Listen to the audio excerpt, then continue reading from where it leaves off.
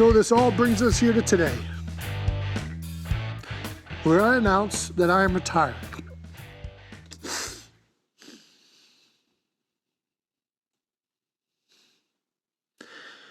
Where I announce I'm retiring from the NFL after 13 seasons with the Philadelphia Eagles. And with those words, a storied era in Philadelphia sports history begins to come to a close. Welcome to the Bird's Nest Podcast. I'm Joe Donahue. Thank you so much for joining us. Jason Kelce officially retired today after 13 seasons with the Philadelphia Eagles. Now, this was news that a lot of Eagles fans had seen coming. Kelce is the longest tenured offensive player of the 2023 Eagles roster. He was drafted in 2011 by Andy Reid, and the question of retirement had loomed large over the course of these last several off seasons. Nick Sirianni had reportedly sent kegs to Kelce to encourage him to stay on.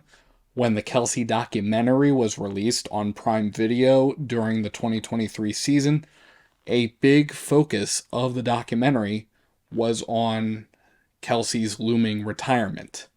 It's always been this thing that's kind of lived over here, and something that, to a certain extent, we knew it was coming. And Kelce did have a heck of a career. He had 7 Pro Bowl appearances. He's had 6 first-team All-Pro selections. He's the only center since the NFL-AFL merger in 1970 to have 6 first-team All-Pro selections and win a Super Bowl. He also has a record 193 starts for the Philadelphia Eagles. He is absolutely a Hall of Fame caliber center. Now, Adam Schefter did report following the Eagles' wildcard round loss to the Buccaneers that Kelce had told players in the locker room after the game that he was retiring. That's a statement that Kelce did walk back over the next several weeks, commenting that he had not yet actually made a decision, and then having those things go around.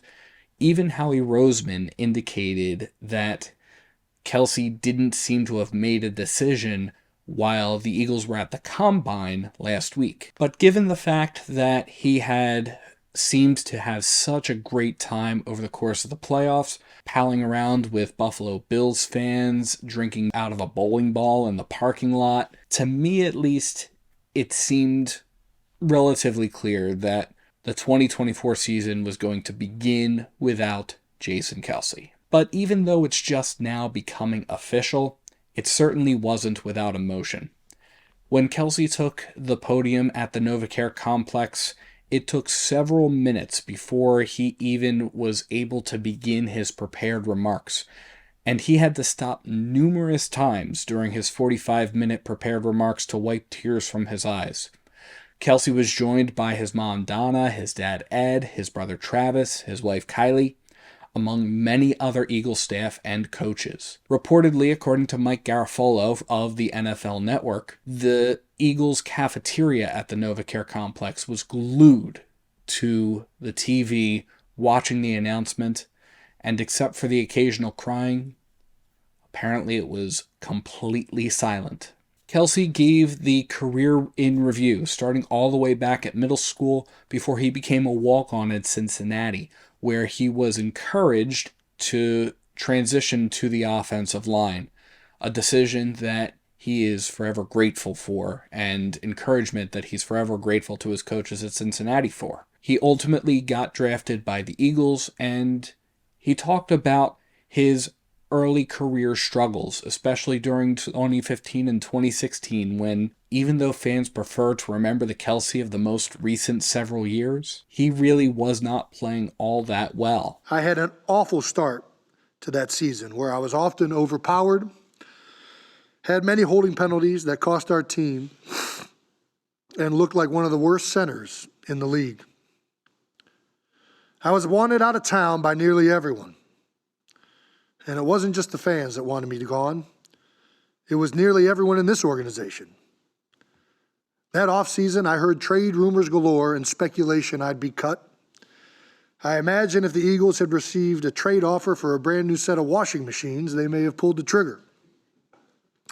Hell, if I was in charge, I would have pulled the trigger. Now, it was only because of Eagles offensive line coach Jeff Stoutland that Kelce was able to stick around. And thank God for Stoutland University, because otherwise, I think we're singing very different tunes today and over the last several years. But at the same time, when you actually look at somebody like Jason Kelce, there is nobody in the city who embodies what fans want out of this team better than he does. Kelce said it himself that he does not enjoy being so lauded, being on top, and he would rather be the underdog.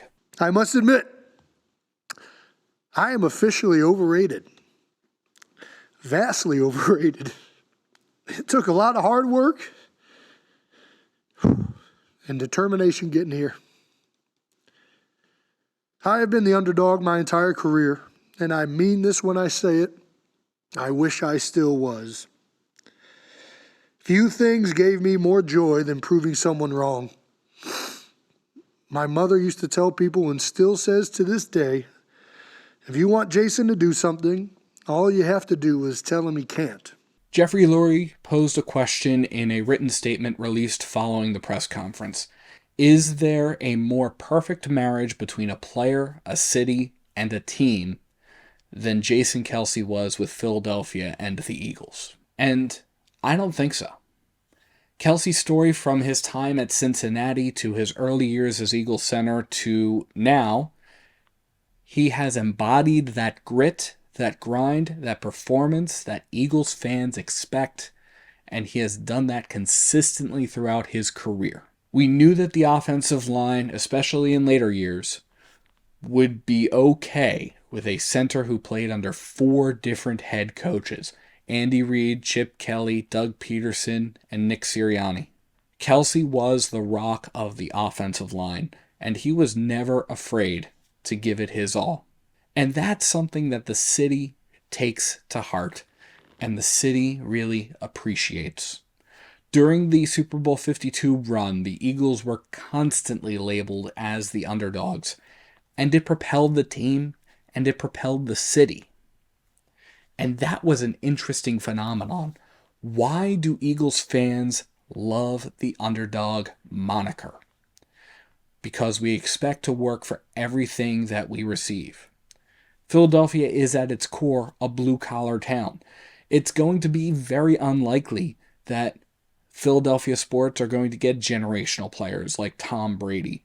And even if we did, I don't think they get along very well in the city. There's a particular degree of grit. There's a particular degree of effort that we expect from our team. The Eagles are the lifeblood of the city in a special way. As the Eagles go, so goes the rest of the city. And the Eagles and the city of Philadelphia have this sort of symbiotic relationship, but also the city has certain expectations. We want our sports team to embody this blue-collar idea.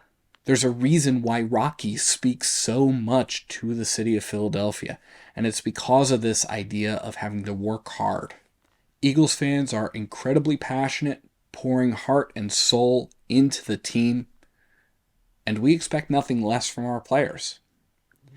Kelce encapsulated this part probably the best in his remarks. Yes, they will let you know when you are not performing well. Every time.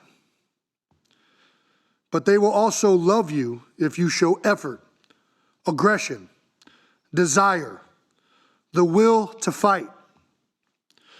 They will love you in this city if you love it the way you love your brother. You will be loved by going above and beyond to show that you care, because they care. They've been caring for generations in this town about this team, and they aren't about to accept a bunch of excuses and soft-ass nonsense representing the name on the front of the jersey, something they've invested their entire lives in. If you don't like what the fans and media are saying as a player, it's very easy. Love them, Treat them like your brothers and go out and play your balls off. Wear your heart on your sleeve, and I guarantee you change those narratives. As players, you write the narratives. The fans and media, for the most part, it's occasionally different, only write what you give them. If you go above and beyond in this city, you will be rewarded beyond your wildest dreams. Now, this line seemed fairly pointed at some on the Eagles and others who griped towards the end of the season about fans letting the team have it. A.J. Brown had gripes with the media during his call into 94 WIP a couple of weeks ago. At this point, Darius Slay went on a podcast and made comments about those same boo birds that were present at the end of the season during the Eagles' 1-6 collapse to end the regular season. Nick Sirianni and Jalen Hurts both made comments during those last several games that were varying degrees of veiled requests for fans to just simply knock it off. But at the end of the day, the fans are the ones who bring that extra passion. Jason Kelce announced his press conference on Monday, and fans went down to the NovaCare complex. Kelce pointed to examples, not just of himself and his own troubled start with the Eagles, but of his former teammate, Zach Ertz, that if you don't like the narrative coming out of Philadelphia, it's on you to change that narrative. I remember seeing Zach Ertz shy away from a block one game against Vontaze Burfict in the Cincinnati Bengals. Rightfully so, the fans ripped him apart, crushing him for doing it. The next week, the first catch I saw Zach Ertz snag, he ran after the catch like I had never seen. It took 3 guys to bring him down, and I heard the link erupt with cheers for his effort. Today, you won't find a single Philadelphian with a bad word to say about Zach Ertz and the legacy he left behind. And for a team that has accountability as one of its 5 core values, that is what the personal accountability part of this means. If you don't like what's being said about you, it's on you to prove us wrong. We will defend you from the outsiders, but don't let us down. So Kelce has retired, and who knows exactly what he'll do.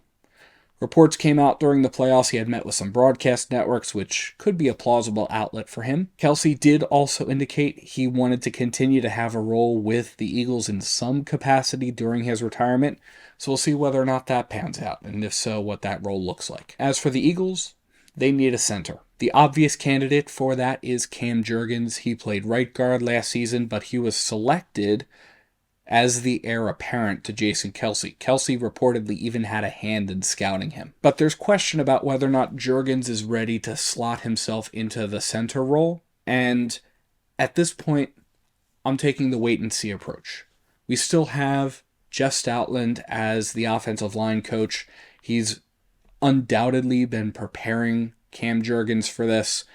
Cam's been working with Jason Kelce, I'm sure, if he really is the heir apparent. I don't think that the Eagles need Jurgens to be another Jason Kelce. Kelce cannot be replaced in many ways. If Jurgens comes out and shows us why he was tapped for that center position, and he's able to take a leadership role on that offensive line, I think he'll do just fine at center. Now, this is the biggest story in Philadelphia sports, not just in Eagles sports. And the question becomes, why is this so important for Eagles fans? Is it really just because the longtime and beloved center of the team is retiring? Most places don't know who the center is. Jason Kelce's retirement, in addition to it being all of those things, marks the end of an era in Philly sports. The end itself might not be here, but it's getting much closer. Kelce was the guy, the face of the franchise, to a certain extent even more so than the quarterback, because of his consistent presence with the team. Eagles fans have had great offensive linemen before. Concrete Charlie, Chuck Bednarik comes to mind very quickly, but nobody caused the city to fall in love with him more than Kelce did. Kelce's a top 5 center. He's beloved both on and off the field. And you know what? He won the whole thing. And he's arguably the best Philly sports icon of all time. More may follow Kelce at this point. With Kelce out, there are just 4 players on the team that were part of the Super Bowl 52 run. Just one of them, Jake Elliott, has played for the team for less than a decade. Elliott was signed from the practice squad of the Cincinnati Bengals in the 2017 season. Everybody else, Fletcher Cox, Lane Johnson, Brandon Graham, have played with the team for over a decade and have become cultural icons in and of themselves. Maybe not to the extent that Kelce is, but they are consistent faces of the team. Fletcher Cox, in a particular way, is reportedly leaning more towards retirement himself. Brandon Graham has indicated he wants to be back for another season. Lane Johnson's under contract until 2026. We'll see how all of that pans out. But with Jason Kelce's retirement, the end of this legendary era of Eagles players is nearer now more than ever. Tomorrow, the Eagles can turn the page on this chapter and start to question what's going to happen on the offensive line. But today, the only thing we can really say is thank you, Jason Kelce. Thank you for the 13 years that you have played with the Eagles. Thank you for your iconic speech on the steps of the Philadelphia Museum of Art. The speech that you called in your press conference today, not your speech, but Philadelphia's speech. Thank you for your dedication, for giving it your all every day. You did rewrite your narrative from the struggles that beleaguered your early career. And your narrative is all the better for it. We will miss seeing you on the field, but your heart will be present in this city for generations to come. Now, as always, let me know what you think in the comments below. What are your thoughts about Jason Kelce's retirement? Let me know. And thank you so much to everybody for tuning in to the Bird's Nest Podcast. You can support the Bird's Nest Podcast by liking and subscribing to Bird's Nest Media right here on YouTube, as well as by sharing to your social media pages.